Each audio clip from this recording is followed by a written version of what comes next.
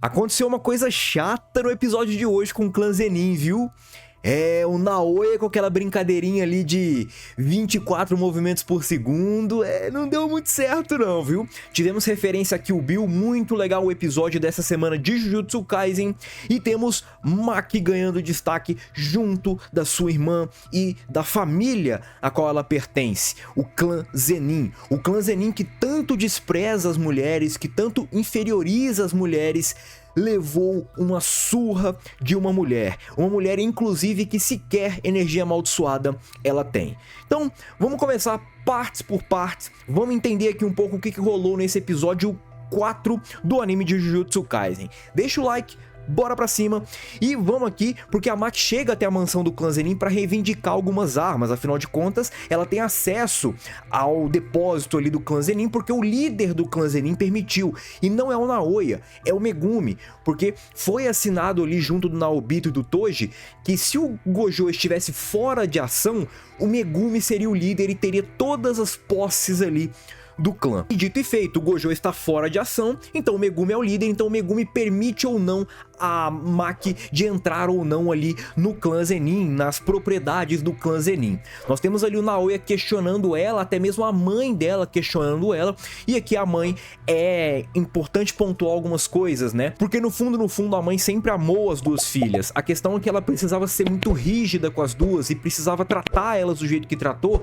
para talvez protegê-las de retaliações, mas a Maki sempre foi aquela ovelha negra da família e sempre buscou a sua redenção, mesmo que talvez fosse complicado e talvez necessitasse da morte da sua irmã Mai, para de fato aquela restrição celestial não existir mais e a Maki conseguir alcançar um teto que ela não conseguiria alcançar com a Mai viva. Enquanto nós temos a Maki caminhando ali pro armazém ali do clã Zenin, nós temos o Naoya e o Jinichi, eles estão discutindo sobre a situação do clã, né? E como que toda essa situação impacta pra eles, porque tipo assim, eles não podem aceitar o lance do Megumi, só que também eles não podem acabar matando o Megumi de qualquer jeito, por matar, porque isso poderia meio que criar uma instabilidade contra eles.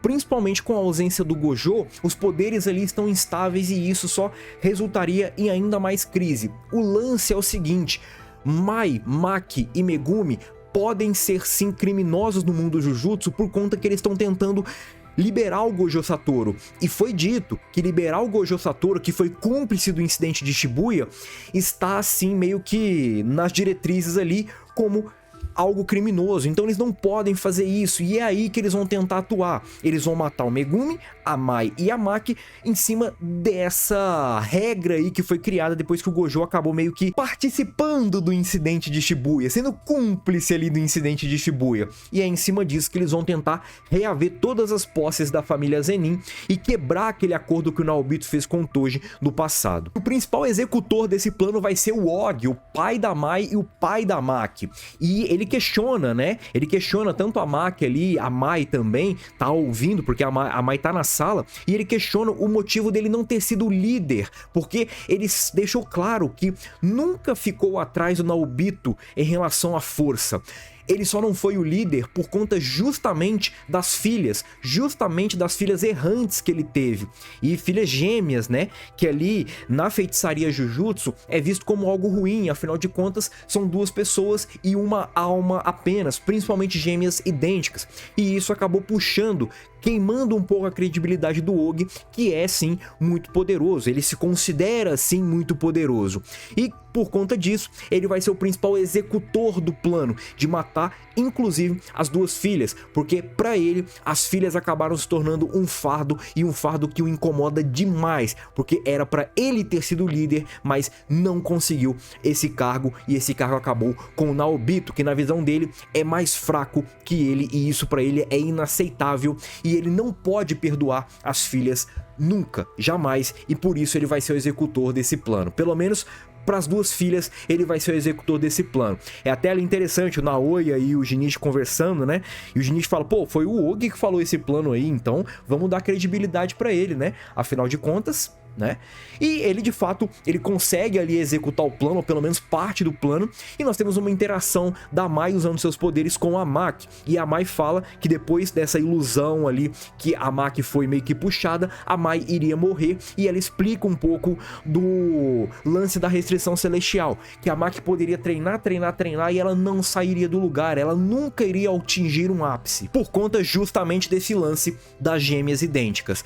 Uma delas morrendo, a restrição celestial acaba e de fato a Mai meio que se sacrifica, porque ela entende que ela meio que aceitou, a Maki não aceita esse destino, ela lutou a vida inteira contra esse destino, e por isso que ela recebe uma missão da Mai, que é destruir tudo. E de fato, depois que a restrição celestial é colocada de lado, ela meio que emana um ki muito similar ao ki do Toji Fujiguro, um camarada muito forte e que tem muito respeito ali, principalmente pelo Naoya. E o Naoya cita o Toji ali na luta contra a Maki, mas eu já vou chegar lá. E a destruição começa, a missão que a Mai deu pra Maki começa, e começa muito bem, porque depois que o Ogi sente ali aquele ki similar ao Toji, ele simplesmente é retalhado e o massacre do clã Zenin começa.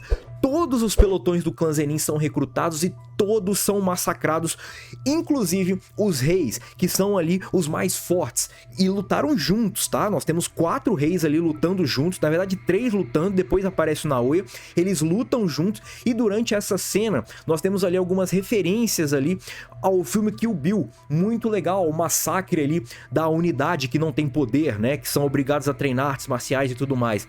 A Maki massacra essa unidade, e durante esse massacre nós temos bastante referências ali ao Kill Bill. Muito interessante, curti bastante a dinâmica do episódio, a animação do episódio em si.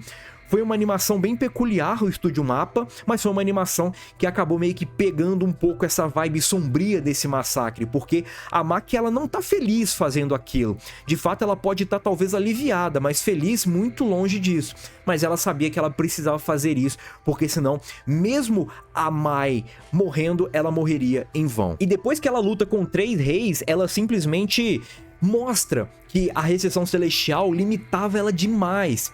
E depois que ela massacra ali os reis, que são os mais fortes do clã Zenin, nós temos ela batendo de frente com o Naoya. E o Naoya, ele até consegue ali lutar com a Maki. Ele é muito poderoso, o Naoya. Só que a Maki, ela consegue entender o lance ali dos frames, os poderes do Naoya. E o Naoya até fala sobre o lance ali de uma prateleira de poderes onde o Gojo e o Toji estão, e ele deveria estar nessa prateleira e não a Maki, porque ele sempre menosprezou a Maki, sempre tratou a Maki como um lixo, porque de fato é algo do clã Zenin tratá-la como um lixo. Mas aparentemente nós temos ele entendendo que os poderes que a Maki atingiu agora são poderes ali de prateleiras Toji e Gojo Satoru. São feiticeiros ali que ele respeita bastante. E depois de vários e vários golpes do Naoya, a Maki entende um pouco como é que funcionam os poderes, entende toda a dinâmica ali dos 24 movimentos por segundo, e ela simplesmente prevê a trajetória desse movimento, desse poder, e ela simplesmente acerta um socão na cara do Naoya, que desfigura a cara dele por completo, e apenas um soco é o suficiente para acabar com o Naoya, para a Maki conseguir sair vitoriosa. Só que vale pontuar, ela não mata o Naoya, e isso tem um porém, tá? Isso tem uma justificativa que mais pra frente nós vamos descobrir.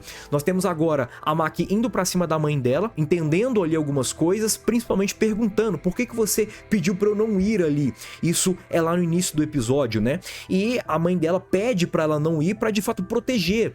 Só que o jeito que a mãe dela meio que protege ela é aquele jeito tipo assim: pô, eu só fiz isso pra te proteger porque eu te amo, mas não funcionou, né? A Maki simplesmente se rebelou contra o mundo, se rebelou contra tudo e todos, e ela acaba meio que dando golpe também na mãe dela, que dá tempo ainda da mãe dela rastejar, achar o Naoya e matar o Naoya. E é aí que tá o porém: o Naoya morre nas mãos da mãe da Maki, que provavelmente vai gerar uma fagulha lá na frente. E lá na frente a gente vai conversar sobre isso. Após massacrar o clã Zenin, a Maki vai embora, leva sua irmã e na saída ali ela encontra a Momo e pede pra Momo cuidar bem da Mai. E a Momo até fala que ela pediu pra Mai não ir porque ela sabia o que ia acontecer.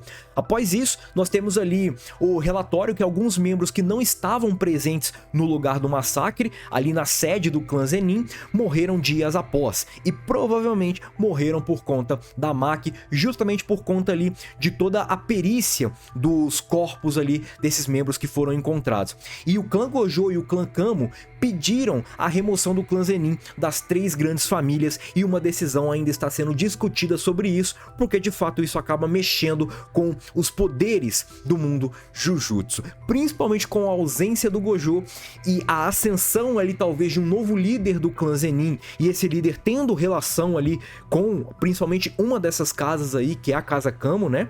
Nós temos todas essas problemáticas e por isso que está sendo discutida essa remoção do clã Zenin dentro das 3 grandes famílias. De qualquer forma, o clã Zenin não acaba inteiramente, né? Porque tem sangue ali dos Zenins fluindo na Maki e a Maki vai ser a responsável por talvez mudar essa história daqui pra frente. Comentem o que vocês acharam desse episódio, segue, tamo junto e é nóis, fui!